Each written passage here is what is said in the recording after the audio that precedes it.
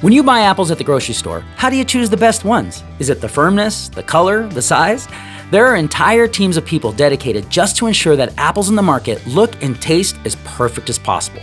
And as it turns out, the best apple was grown in Washington State. We grow apples very well in Washington as an industry. It's regarded as a premium product all over the world. Steve Smith is the director of marketing for Washington Fruit and Produce. Whether his apples go to stores here in the States or to other countries, he wants to make sure that each one is perfect for the customer. What does the color have to do with sales? The more red they have, the more revenue we receive. At the end of the day, once shoppers have bought apples off the shelf, what's left on the shelf generally is the lower colored apples, not the high colored apples. Certain markets, certain countries have certain size preferences. Vietnam, as an example, takes a smaller apple. China takes a larger apple. Markets like Mexico, they buy the whole tree. High color, low color, large, small. Now I know we're about a week away from growing these, but can you just show me the proper way to pick one of these Cosmic Crisps, if that's okay? Sure, yeah. If you set your finger right on the top of the stem there where it meets the tree, press and turn it up. That'll pop it right off. Oh yeah, there it is. Perfect. Yep. So I didn't ruin this. If you take the spur with it, that'll be next year's apple. We'd be having a discussion about that. Like, all right, interview's over. Yeah.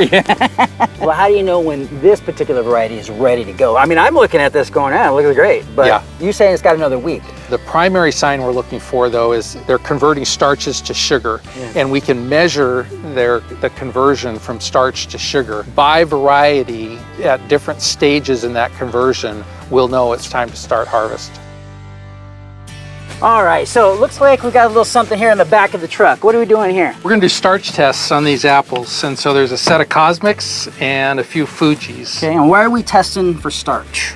As apples mature, they convert from starch to sugar. Okay. We do an iodine test on them to get a look at how much conversion has happened. Okay. And so iodine turns starch black. Okay. And so the flesh that is still starchy will be black.